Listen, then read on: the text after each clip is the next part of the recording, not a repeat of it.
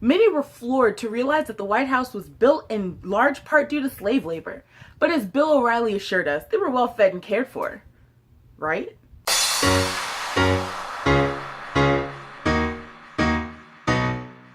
Slavery in America began in 1619 when the first African slaves were brought over to Jamestown, Virginia.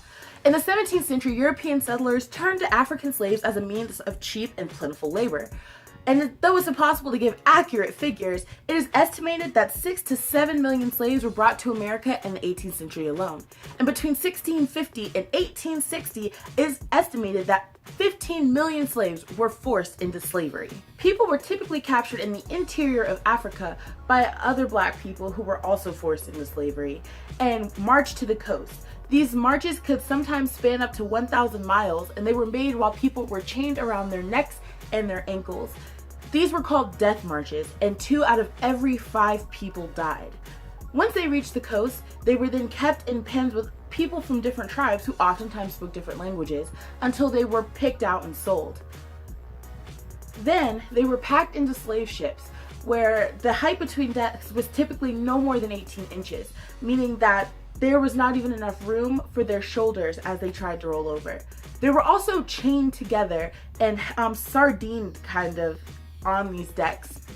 One document citing, on one occasion, hearing a great noise from below decks where the blacks were chained together, the sailors opened the hatches and found the slaves in different stages of suffocation, many dead, some having killed others in desperate attempts to breathe. Slaves often jumped overboard to drown rather than continue their suffering.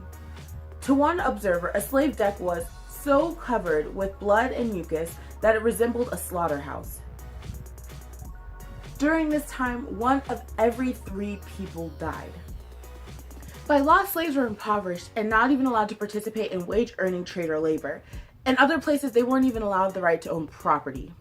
The slaves' resulting dependence on their master for basic necessities such as food, shelter, and clothing only helped to preserve and sustain the slave society in the master's power. Driven by Christianity, slave owners in the South did not consider slavery an act of brute force, but they described it as a responsible dominion over an inferior group of people.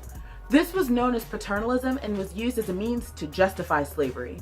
Although material comfort or discomfort really depended on the individual slave owner's circumstances, slaves were generally fed, clothed, and housed minimally, only enough to ensure their survival.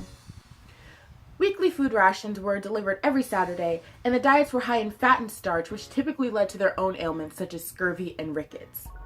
Enslaved people in all regions and all time periods were underfed, and in fact, infant and child mortality rates were twice as high as those among Southern white children. The average birth weight of children born into slavery was under 5.5 pounds, which is severely underweight by today's standards.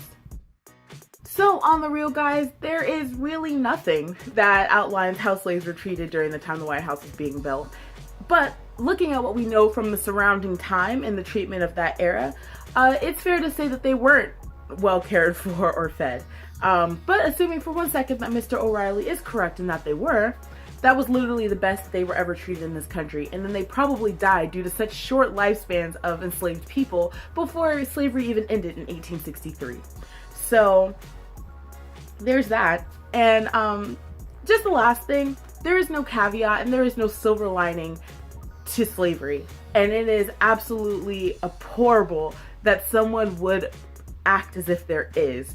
And to make it sound like there's nothing good about it. There was nothing good about slavery, and there was nothing that made it a little bit okay.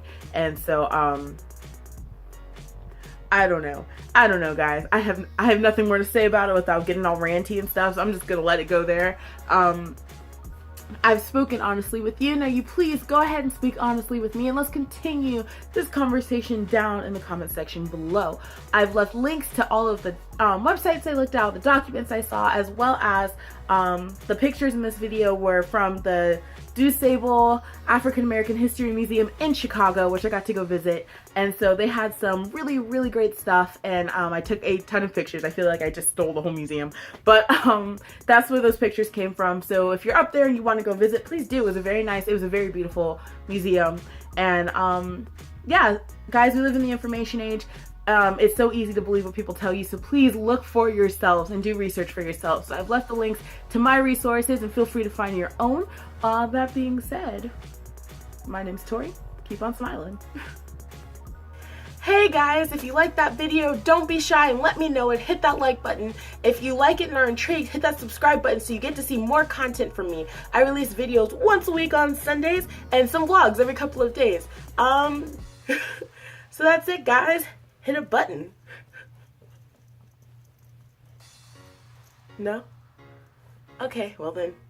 I'm Tori. This is Tori Tells All, and guys, keep on smiling.